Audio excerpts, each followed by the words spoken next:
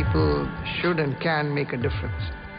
And what Amnesty does is fundamentally about holding those in power accountable for making sure that human rights are protected and promoted across the world.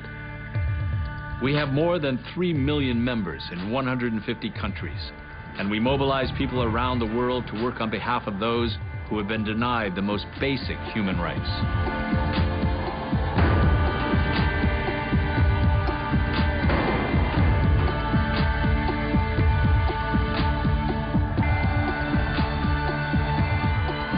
Amnesty International has helped to free tens of thousands of prisoners of conscience. We've shut down torture and execution chambers. We've carried out campaigns that have done away with tyranny and oppression. We've literally changed the face of our world.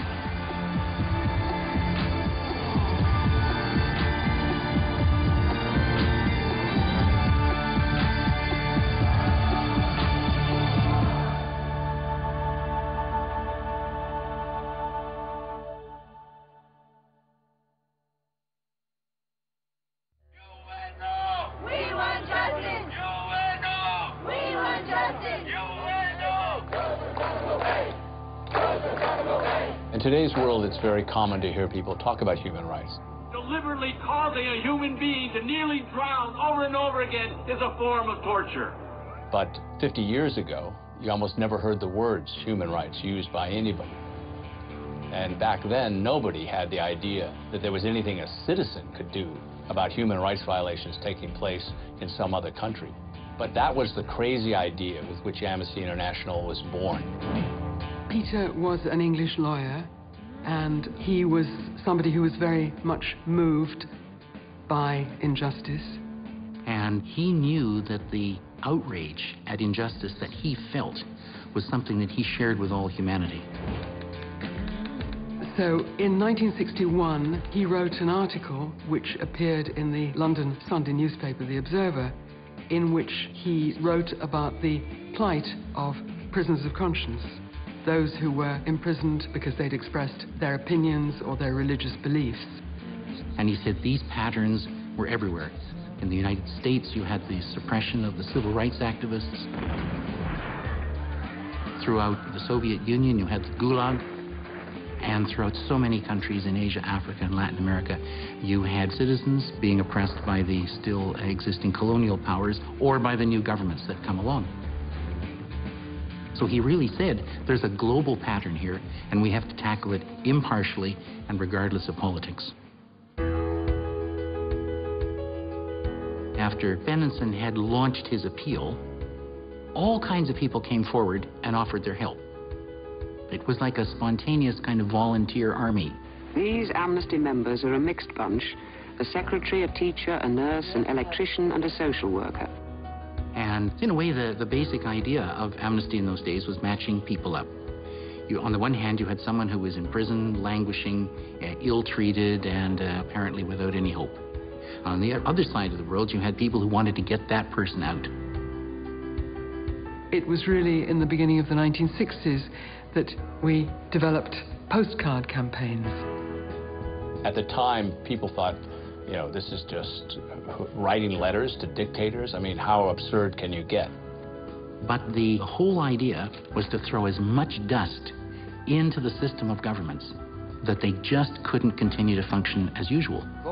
How was it possible that, being a political prisoner and not a high government official, that I should have so many friends in so many parts of the world?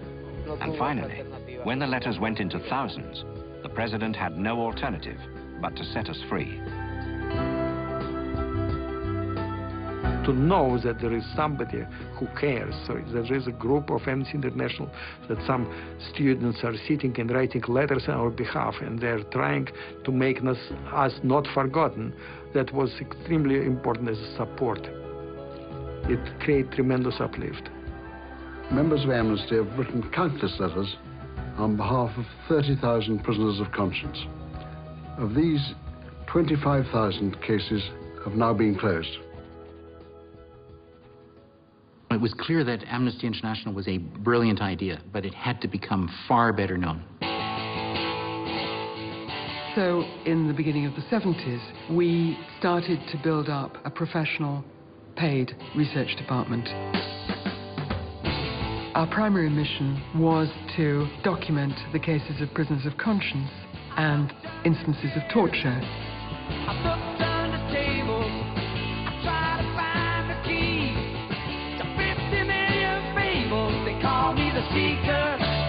Let me see here. This is, yes, this is a very important one. One way of carrying the message would be to brief journalists. The significant thing about this case, like many others, is that when he was arrested, there were no charges against him, and yet he was subjected to prolonged torture. We wanted to steal the headlines. I won't get what I'm after till the day I die. And something started to happen to world leaders that absolutely had never happened before in history, which is that when they arrived somewhere with all their entourage, you know, for trade talks or whatever, a journalist would sit there and ask them about people in their country who had had their fingernails pulled out. I'm a seeker, I'm a really desperate man. And this drove them nuts. We were so widely denounced that we published a wonderful little booklet in which we were able to quote denunciations from world leaders from all over the globe. They felt the need sometimes to stand up in front of the whole of the United Nations and denounce us. Then we knew we were really doing our job properly. I won't get what I'm after till the day I die. By the time Amnesty International won the Nobel Prize in 1977, it had established that this kind of action by ordinary people could make a huge difference in the lives of millions of people, often very far away from the people who were taking the action.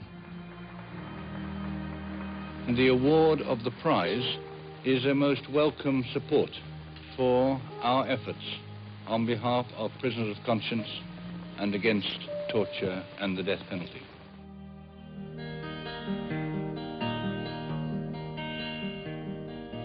Oh, freedom.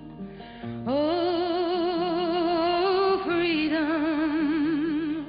I think musicians and artists in general have always got Amnesty because they have always made the connection between freedom of expression and what Amnesty stands for. Ever since I was a young boy, I played the silver ball. From Soho down to Brighton, I must have played them all.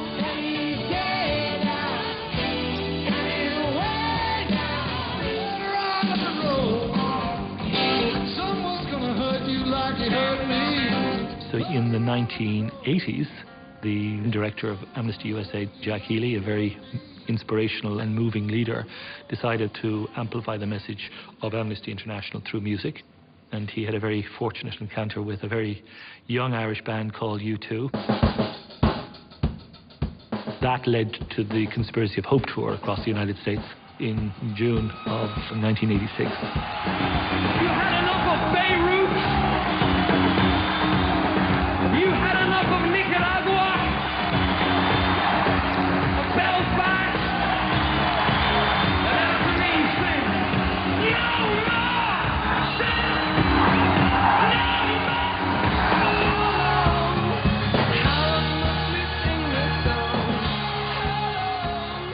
Within 3 months of that tour, the membership of Amnesty International in the US had doubled.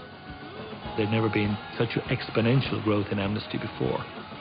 And it really put Amnesty on the map, certainly in the United States. But nobody had ever toured globally on a human rights issue before. So in 1988, the Human Rights Now tour was launched.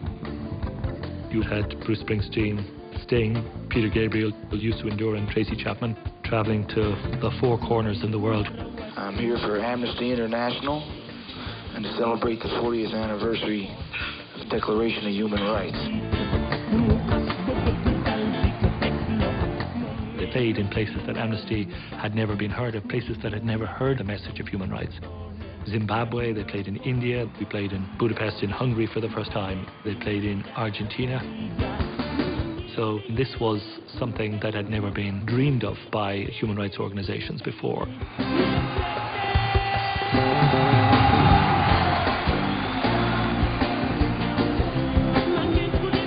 look at this Declaration of Human Rights, every government of the world fails to enact these principles and these ideals.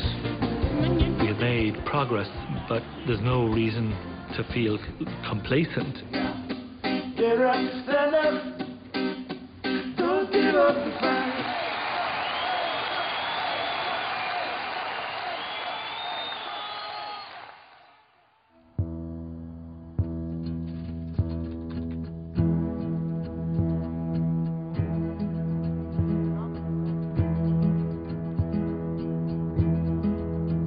One of Amnesty International's greatest successes has been to make human rights something that's central to the discussion about international affairs and about domestic affairs.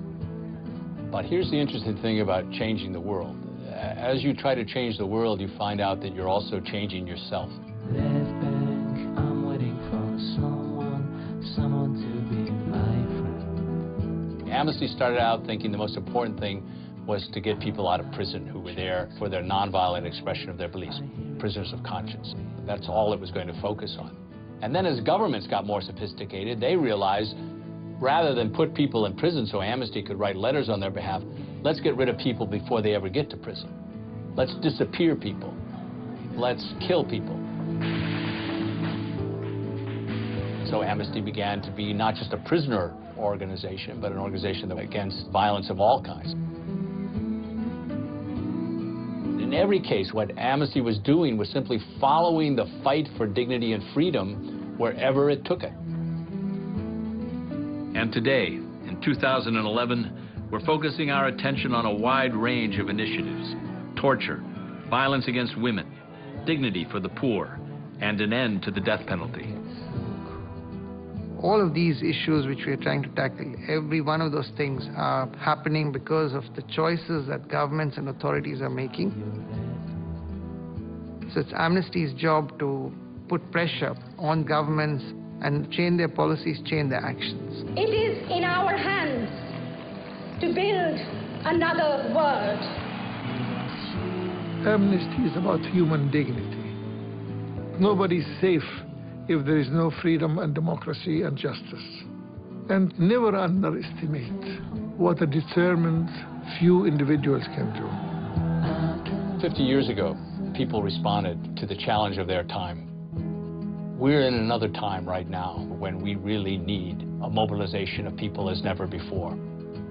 We need now to seize this time and make sure that we're responding to the people around the world who are looking for hope.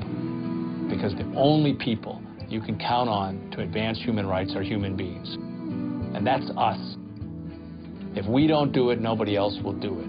So we need to meet our responsibilities and really do our part to carry the human race forward and not backward. I'm reminded of the words of a 16th century man sentenced to death by burning. Be of good comfort. We have today lit such a candle as shall never be put out.